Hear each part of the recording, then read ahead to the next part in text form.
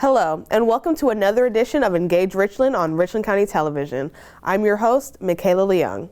On March 17th, Richland County government issued an emergency disaster declaration in response to COVID-19.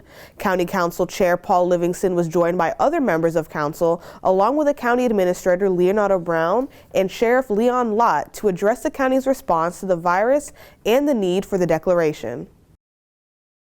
I have signed an emergency disaster declaration in accordance with the South Carolina Richland County Code of Ordinance to initiate specific actions to respond to this emerging threat to our community. Now, why is this important? It's very important because we need to make quick, rapid decisions in the best interest of our citizens. And in doing that, in enacting this ordinance, what it allows us to do to spend less time not having to worry about regulations and procedures that are hampering us from getting the job done. It allows us to better utilize available resources. Those resources oftentimes may require us going through 3 readings on a public hearing, for example, debates and so forth. And there's not time for that at this particular time. The order also allows the county administrator more flexibility in using county staff to respond to challenges during this public health crisis.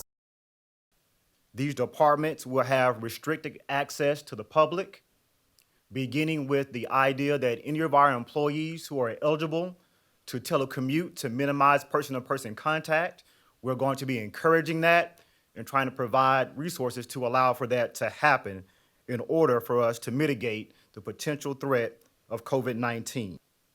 Again, employee-to-employee contact and employee-to-public contact will be limited in accordance with appropriate CDC guidelines regarding social distancing. To stay on top of changes and updates, follow the county on our social media platforms or visit our website at www.richlandcountysc.gov. Everyone has to make daily adjustments to our lives during this public health crisis. While county offices are closed to the public, services are still accessible. Connecting with Richland County is still just a call, click, tap, or app away. We'll highlight a few ways you can still engage with county services, but first, let's hear from County Treasurer David Adams. Hi, this is Richland County Treasurer David Adams, and I was trying to pass some information along to you as March is our busiest car tax month. And so I wanted to make sure that people were aware that they could do almost everything that they need to do from outside of our office by either telephone, fax, or internet. You can call us at 576-2250 and press extension 2 to get those questions answered. You can find your tax bills, your tax receipts, or be able to pay your taxes also online at www.rcgov.us/treasurer. And you can go there to find any information that you need. But if you do have questions at this time, please do call us 576-2250, 576-2250 extension 2 if you have any questions. We'd love to help you. Have a great day and be safe. For general questions, contact the county's Ombudsman's office at 803-929-6000 and ombudsman at richlandcountysc.gov. Different offices such as finance, auditor, treasurer, and animal services are not open to the public, but you can still make payments or ask questions in other ways. Visit our website, richlandcountysc.gov, for a full list of ways you can get payments or questions to these offices. During this public health crisis, it's important that we work together to stop the spread of germs. Here are steps you can take to protect yourself and everyone else around you.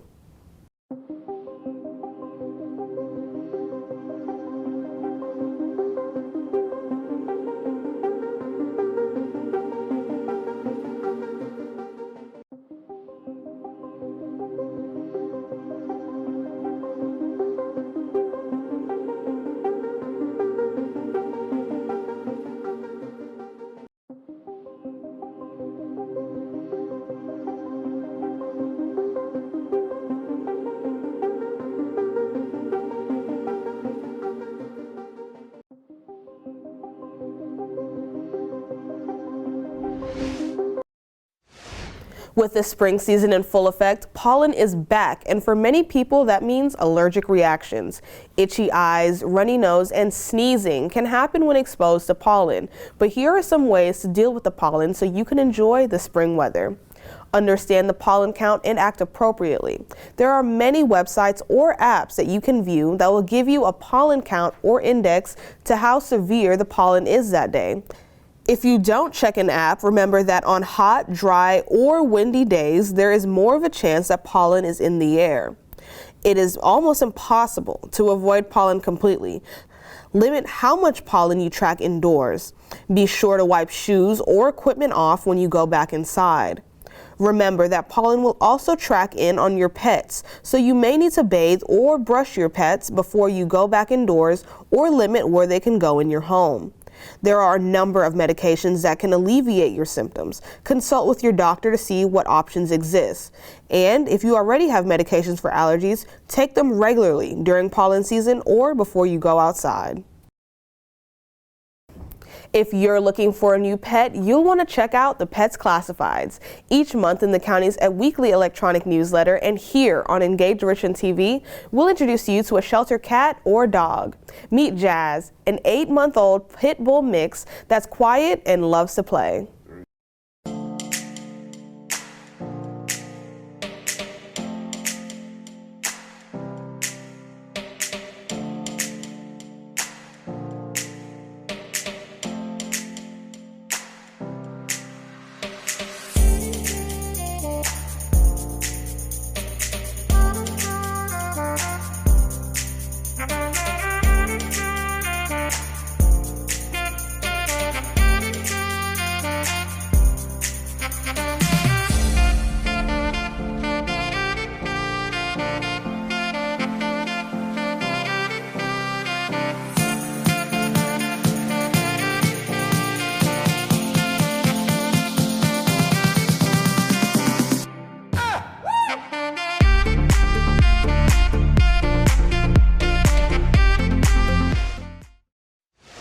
With the ongoing threat of coronavirus in our county, we will unfortunately have to put our bi-weekly Engage Richland show on hiatus.